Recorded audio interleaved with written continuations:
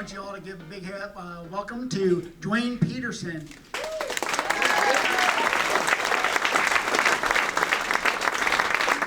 Burning Man, why it could matter to you. Yeah, batting 10th, barely on the team here. Hit it. So, who's this Duane guy? I'm old. I think I've had 6 careers. I was an ambulance medic in Los Angeles. I was an LAPD officer. I know that's obvious. I worked on 17 political campaigns professionally. I'm a leftist and only occasionally one, and got to work in government. I ended up, Ben Cohen hired me to help him run Ben & Jerry's as a force for change, and then I co-founded SunCommon, which became Vermont's largest solar business. But along the way, I encountered Burning Man, and it changed me, and I learned a great deal about how people operate and how communities can come together. So I thought I'd share that with you and see if maybe it makes some sense. So Burning Man, what? So here's an aerial shot. It is a pop-up city of 70,000 people in the desolate and beautiful desert of Nevada. That 1 week a year, it's the 10th largest city in Nevada. And so we come together, a whole bunch of us, to experience this city. It is a city. It's called Black Rock City. And like a lot of cities, it has a U.S. post office. It has a hospital. It has a fire department. It has a radio station. It has an FAA-approved airport. It is a city. Just like Burlington, it is a fully functional urban city, Black Rock City. I don't know what you might have heard about it, but I know what it's not. It's not a festival. It's not something that somebody else puts on for spectators who come and pay to be entertained. It's not a free fire zone. It's not anarchy. It's very structured. If anything, it's sort of utopian. And so I'm here to share that it has 10 core principles. Radical inclusion. Every individual is welcome, is celebrated, is valued. Immediacy. Life is precious. And so we are here now to experience joy and beauty in the here and now. Participation. We achieve through doing, and so people are expected to act. Radical self-reliance. We know our own interests best, and we are truly responsible for taking care of ourselves first and foremost. Communal effort. We share resources, we share expression, we share open spaces, we share communication.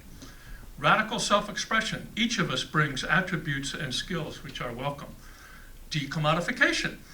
No corporate advertising, nothing for sale. It's a gift economy.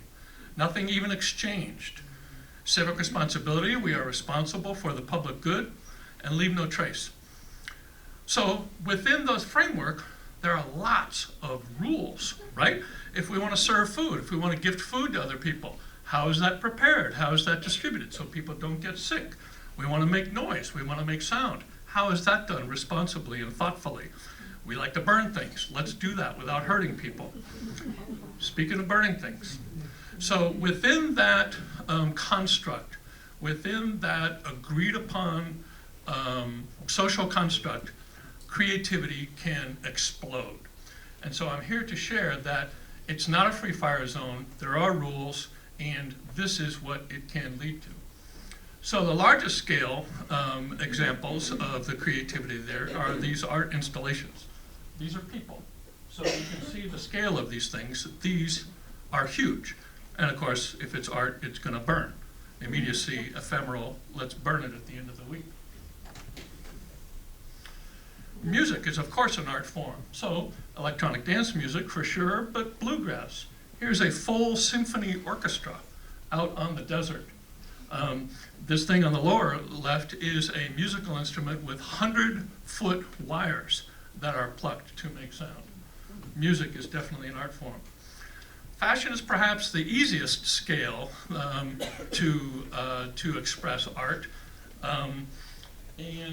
Back to self-reliance, this is the desert. So during the day it can get to be 100 degrees, at night it can get into the 30s.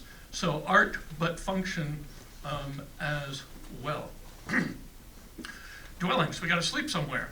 So in our lodgings, we can express art and joy and beauty through this construct of living out in the desert for a week.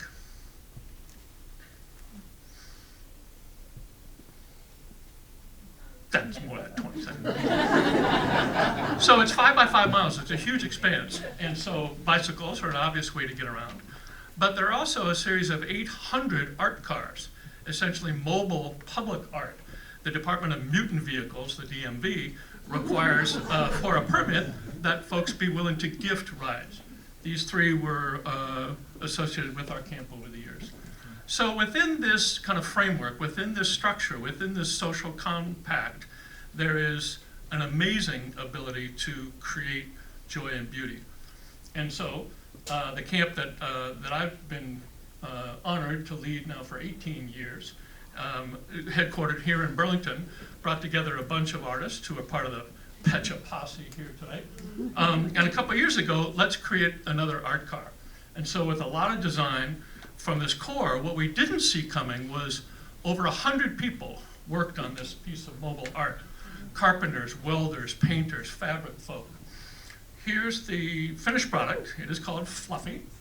It is based on a 40-foot school bus with a wheelchair lift.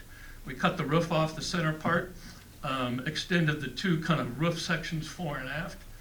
50 cloud forms on the outside with 14,000 LED lights that are programmable as a lighting canvas, you know, and of course a flamethrower. So here it is in action. It can light up during the day. It's gorgeous at night. The wheelchair lift in action to welcome folks who are often ignored in greater society as well as there.